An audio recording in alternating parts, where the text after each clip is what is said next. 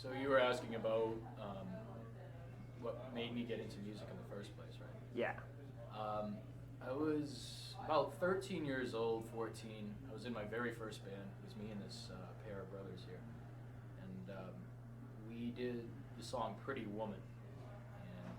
By Roy Orbison. It was a Roy Orbison, but we did it the Van Halen way. Oh, okay. My friend, the drummer in the band, was he was like so into Van Halen, so we did it that way. I preferred the Roy way, but what can you do? It was fun, and we did it for a talent show actually, and we got a huge response. It was a standing ovation. We didn't end up winning, but we got so much street cred or school cred because it was at the talent show at school that that it just became its own thing. People were like, wow, you guys can really play.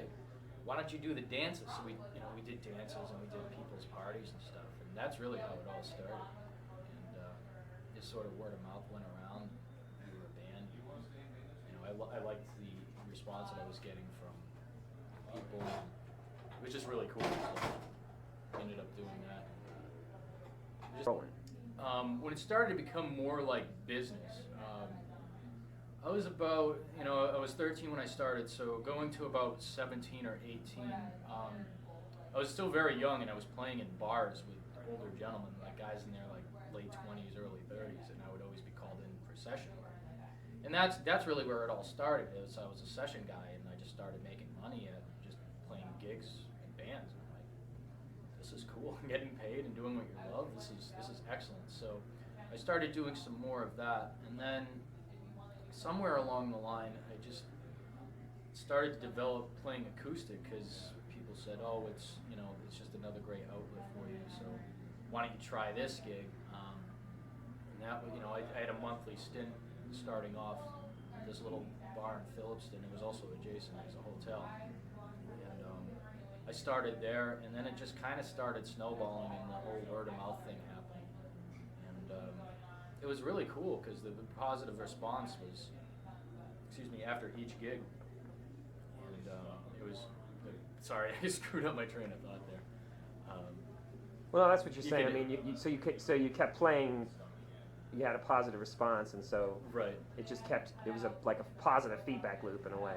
Yeah, and that's where it started, and then the more people hear you, and the more people, more you get yourself out there. That's when it really just snowballed, and other places from surrounding towns and cities start to pick up on what you're doing, and they're like, hey, why don't you play here? And that's really where it all started, and that's when you start getting local press, and then people interview you and find different things out about you.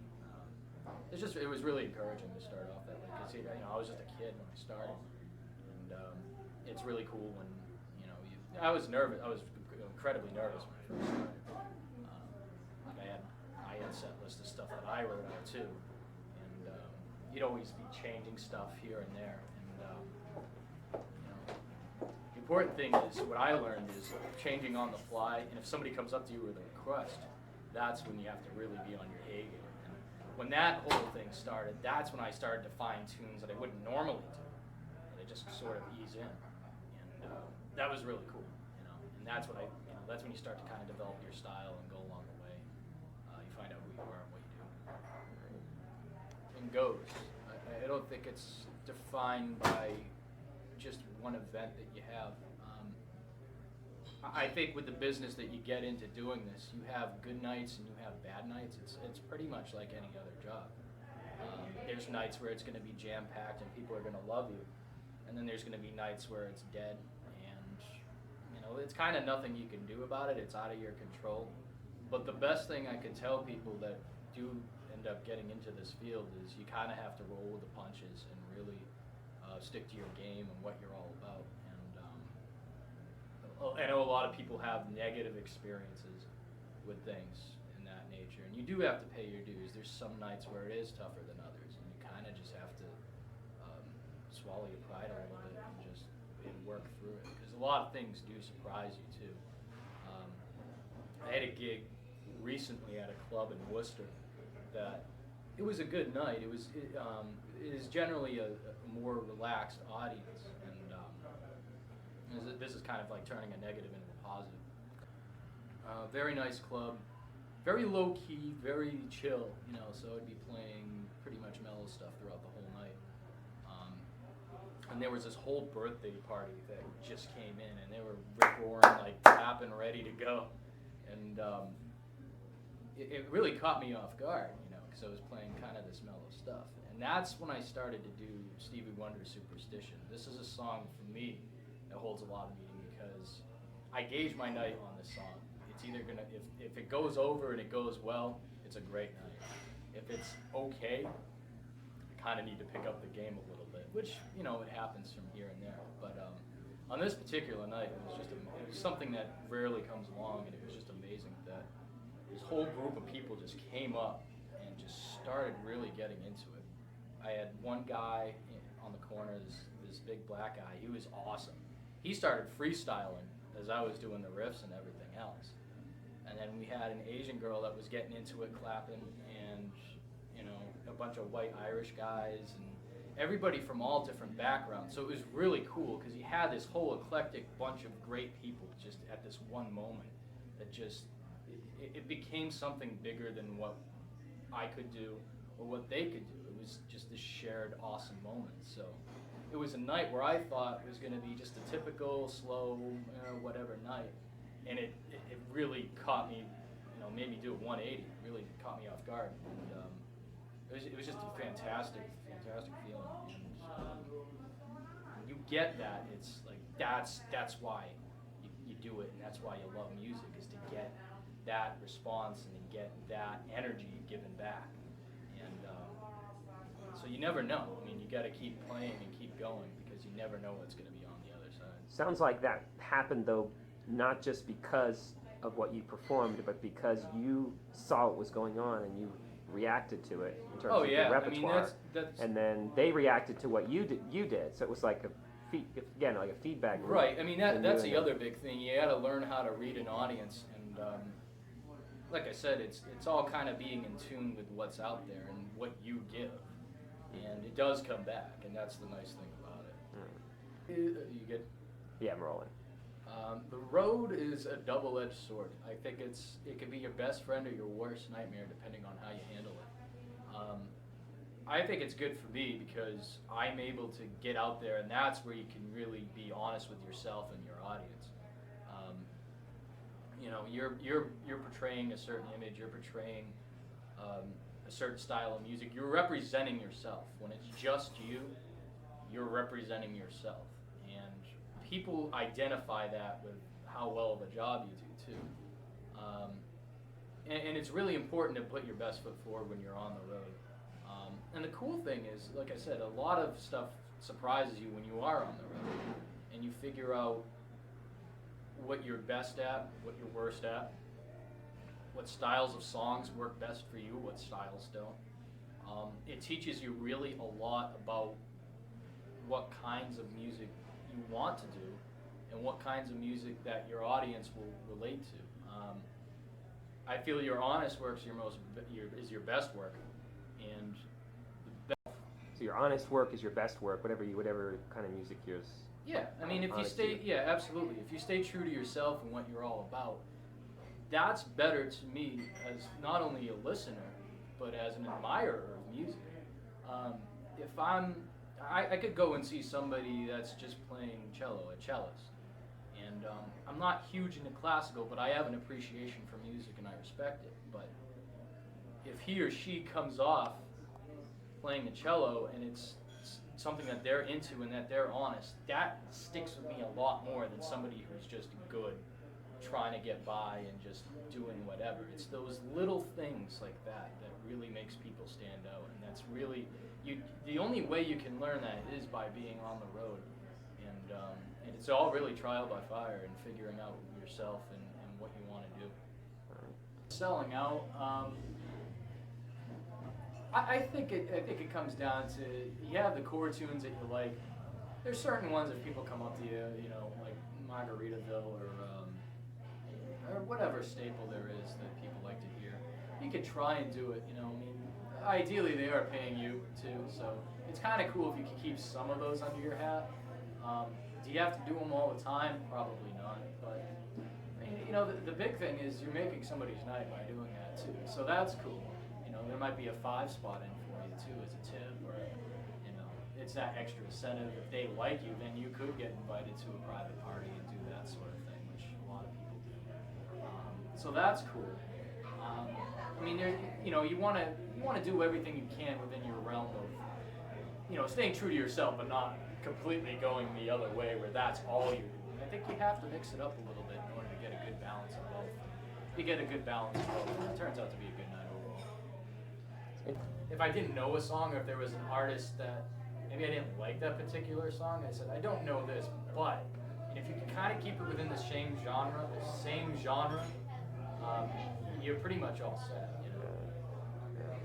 If somebody's coming up to kind of bust my chops about something too, I'll say, somebody will say something like, "Oh, play Lady Gaga" or something funny, and I'll usually make a joke out of it, like, "Oh, well, unfortunately I'm a guy and my voice can't get that high," so that usually sets them off. Yeah, use some humor to. Yeah, kind of keep it light, and I'll try to do something that they do like, and that's the best way to go.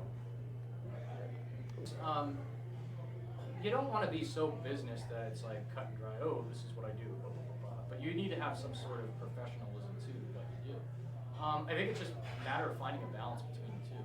You can still be professional, you can still be fun and upbeat and energetic, but you don't have to be overly that. The best advice I could give to people is just be yourself. If you sell yourself and people like you and you're outgoing, but you're not trying to do too much of everything. If you're just yourself, usually that's what gets you to where you want to be happily with what you're doing, and the places that you're playing at recognize that and they respect that. If you try to be too pushy one way or another, that can come back to bite you too, because it almost comes off like you're too needy, too dependent. You don't want to be so withdrawn and not say anything, because then people perceive you as either not caring or just like you weren't really that into it. So I think you kind of have to do a juggling act, trying to find balance. Just be yourself. That's the main thing I can say. Yeah. If you're gonna keep it, business-wise, settle the business-wise. Just be, cordial and respectful. That's a big thing, is being respectful. It's a two-way street, and when you get that, you pretty much have a winning combination. Very good. Respect too, that I'll add on. You should play at places that you like to play at, and that people enjoy your company too.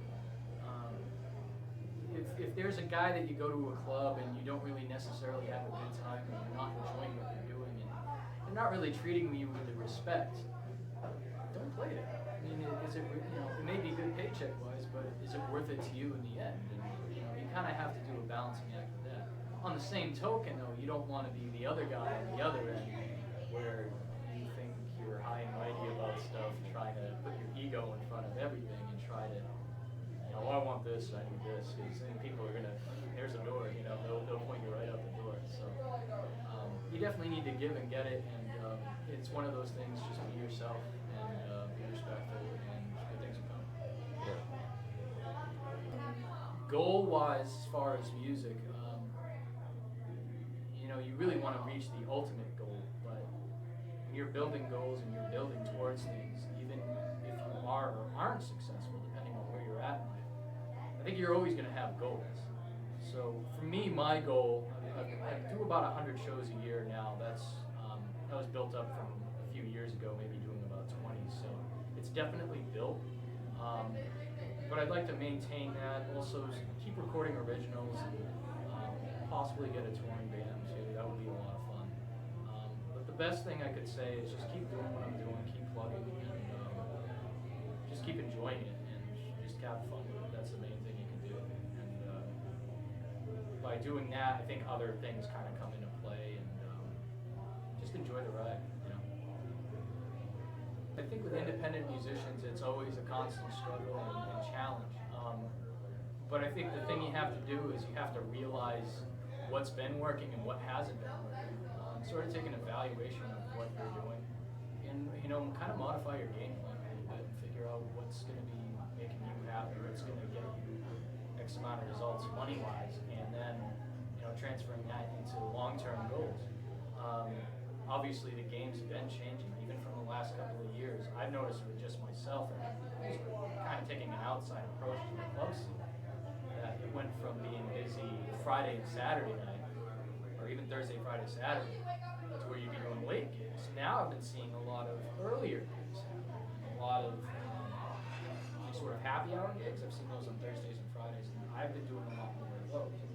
So I think you kind of have to go with the punches and go with where the club trends are going. And again, like I said, it's reevaluating your game plan, figuring out what you want to do and what you don't want to do. As far as the industry as a whole, as far as records and everything else, I can't really tell you. It's kind of up in the hands of consumers. It's in the hands of what people want and everything else from a record standpoint. But I think in the end, a lot of people genuinely like to hear good, honest music and something that comes from the heart. And I always think that stuff is the stuff that lasts, the stuff that sticks around. It's funny because a lot of people think that rock and roll is dead. A lot of people think that all these other genres are that's doing okay, but rap's huge and all this other stuff. But music has its trends, it has its cycles, and you can't follow just one. You can't be on the other end of it. I think you have to be true to what you want to do and what's right for you, and that's ultimately your main success, especially looking at the future. You build the things that you want to build. You get what you want to get out of life. And that's the most rewarding thing of all. And I think a lot of people have a misconception of what success is. To me, success is... Misconception of success. Okay. So you said a lot of people have a... I think a lot of people have a misconception of what success is. There are certain levels of success you should attain and want to attain, and that's very important. Is it just about making millions of dollars? No, because millions of dollars is not going to make you feel happy. Is it just about feeling your spiritual need? No, because sometimes that might not put money on the table. So you really need to have a fine balance with that. But overall, success is what you ideally want. It's what you hold. And if you want to become successful, my level of success, what I feel is successful, is going to be different from somebody else who's thinking that they're successful or not successful. I think that really plays into being in the eye of the beholder. And through your goals and through building things, that's when you figure out what is successful. And I think to do that, you have to kind of look back once you're done.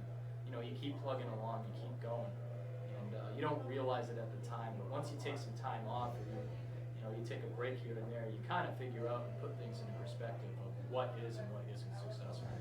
And if you're happy and you enjoy what you do, and you genuinely love what you're doing, and you're making a very good living at it, or even an okay living at it, and you're getting by and doing well, to me, that's more successful than you're just selling records, you're just a product. I think once you have that balance of everything, in my eyes, you have everything. It's interesting.